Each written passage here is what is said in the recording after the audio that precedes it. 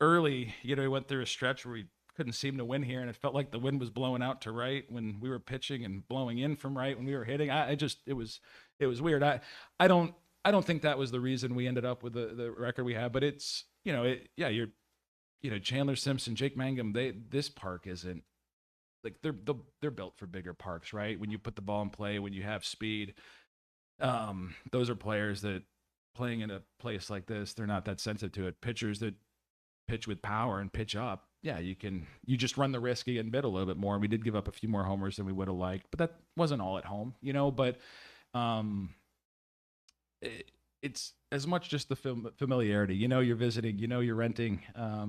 You're just continuing to learn an environment all year. And again, it's no excuse for our record, but the Trop is our home. That's what we're used to. That's what we know, and it's a place where day in day out you're very aware of what you're going to get. Right, you can hold your routines. There's no disruption, and that's something that over time, we've leaned into that, and I think you've seen a demonstrated home field advantage in our record because of that, and goes a lot more than the dimensions or the lack of third deck and the wind and the lighting and all these things.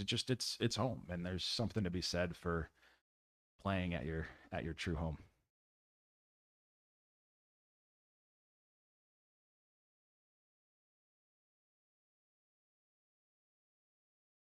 I got you. Yeah. Yeah.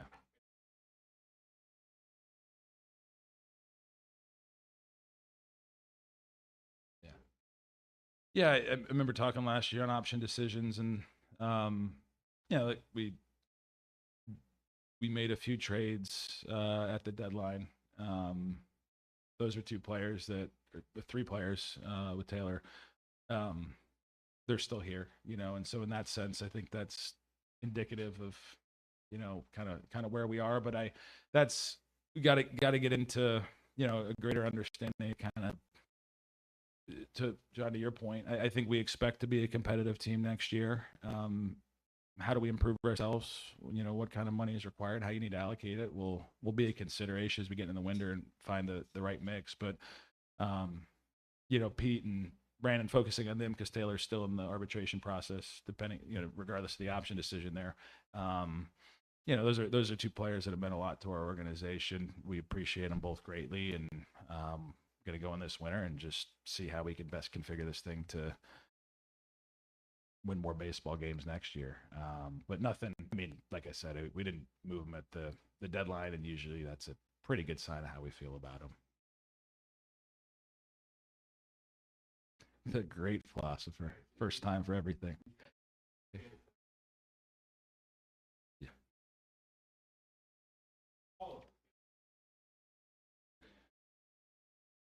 Yeah, better than me. I mean, I'm ultimately responsible for.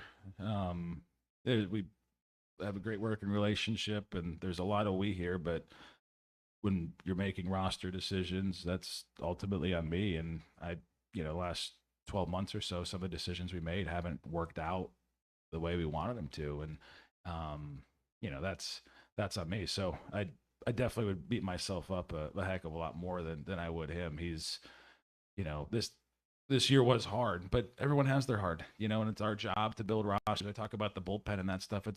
There's noise everywhere. The Dodgers went through similar bullpen stuff. They just constructed, or I can't quite do it like they do, but it's my job and the roster building group to put a team together that can overcome the ball not bouncing your way. And in the past, we've done that well. We didn't do that well enough this year, or last year for that matter. And Cashie's great, and gets the absolute most out of our groups, keeps them on the tracks.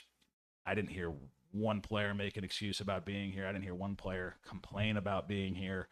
Um, he set the right example when it comes to why we're here and keeping the right perspective and making the most out of it. And that starts with him, and our players followed suit. So, can he do better? Yeah. He's someone that's always learning, growing, looking back, pointing the finger at himself. It's part of what makes him great.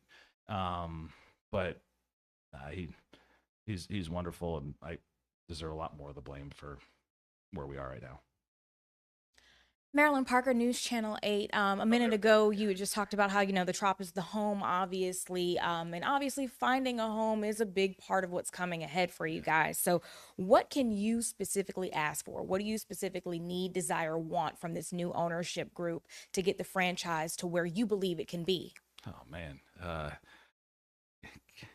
we put a pin in that question until No, we they cannot. start talking? No, I said earlier we have. I, Basically since I left college, this is the only place I've known. The entirety of my professional life, I've been lucky enough to be here and work with and for amazing people.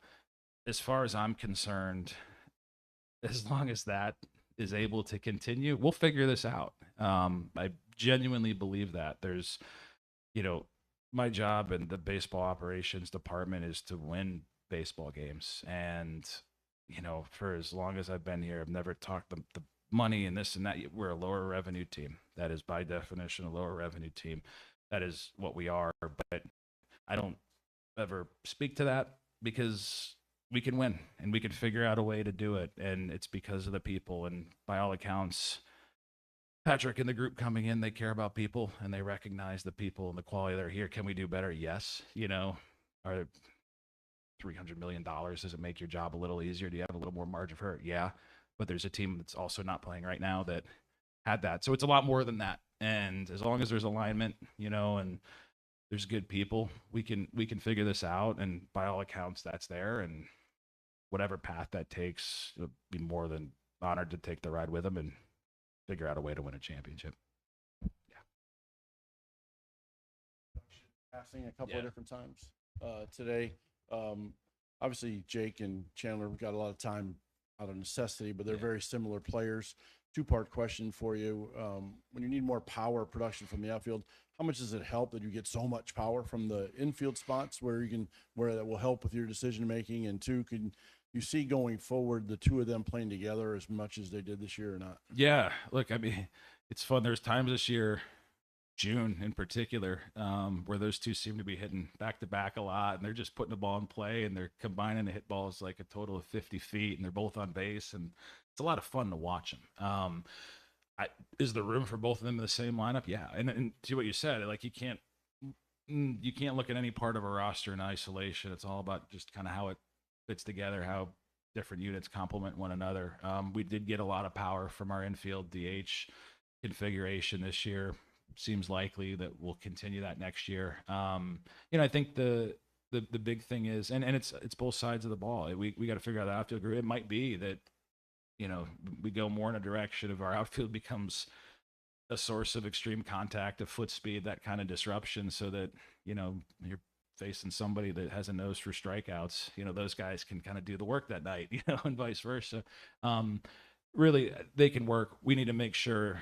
I cited the offense. It's the offense and the defense that comes together. If we walk into next year with our infield configuration very similar and our outfield has Chandler and Jake, like that's fine. We need to make sure the defensive side there is to support those types of offensive contributions. But just overall, stepping back from all of it and keeping it simple, I think our outfield probably in total run production, depending on your metric of choice, I think was probably in the bottom 5 to 7, and more just love those guys, but from just a pure production standpoint, ideally across 3 spots, you find a way to get them higher. Good. Keep going. You talked about regaining a home field advantage by going back to the Trop. You've got at least half a dozen position players who don't know the Trop as a home field, maybe half your bullpen, and plus players that you might acquire between now and then, ongoing repairs that'll go right up to it, and an opening Yeah. season road trip. How do you expect to be able to put all this together so that they get that feeling, the lighting, the whole atmosphere of being at home at the Trop? Yeah. For some of them, it might take some time, in the way it does for a visitor coming in. But I think that's where the makeup of the group, the competitive makeup of the group, that's where that stuff matters, right? Like just people that'll anytime, any place, anywhere. That's what we had this year. We didn't out talented enough, you know, to win more games, so to speak. But love the competitive makeup of this group, and that's probably something going back into that situation and that setting. You want to make sure you get that right again. But yeah, you do look, as soon as that building is open, any part of it, if we can get in the clubhouse before the field's ready, we'll get in the clubhouse. We'll get guys familiar. If we can get on a strip of turf out there, as long as it's safe from above, like we'll find a way to do that. You just make the most of the opportunities that are there before, you know, we go on a 3-city trip to start before we come home. I don't know, but we'll do everything we can to make the most of however much the building is available before we get going. And you know, like I said, once you're there, it's home for enough of them that we'll establish the right current with that, and it'll take us where it takes us. You took more of this on yourself for the roster construction, but do you anticipate any changes with the coaching staff, or do you have those conversations with Cash? Yeah, no, I gave Cashy a couple days to just to decompress. Yes, I had more people tell me I looked tired in the last 4 days than I have in some time, and did shave and try to freshen up a little to look better here, but tired. Just it's an emotional year, you know. There's a lot from the ownership change, all the uncertainty to playing here that even down the stretch, you know, you're not playing postseason baseball, and that stinks, but the best thing that we typically can do with that time is give it to our players and make sure every moment goes into helping them make the most of these opportunities. And that's what we did. So we'll catch up here in a few days and just talk through everything, and you know, what do we need to do better, and so on and so forth, and go from there. But we haven't had those conversations yet.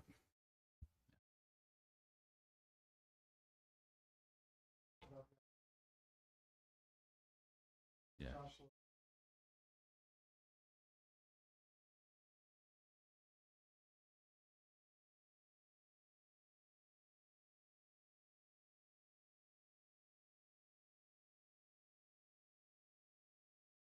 Yeah, it's a great question. I mean, both of them, you know, to this point in their career, I think they're each had their signature season, so to speak, in 2023, and then 24 for different reasons kind of got off the rails for each of them, and then this year, perhaps again for different or similar reasons, just couldn't find it. Right, you know, to the not entirely, but really struggled to recapture that form we saw when they were, you know, 20 in that 2023 season. So the two people that care tremendously about their craft, their profession, and badly want to perform better for their teammates and their fans than what they did this year. You know, that we need to look at them and figure out if, you know, what type of there needs to be improvement. They know that, we know that. Within our outfield mix, we need to determine just how much it's reasonable to expect from each of them and how it all fits together. So, any final questions? All right. Thank you, Eric. And thank you guys for covering Rays Baseball in 2025. See you in spring. thanks again, everyone.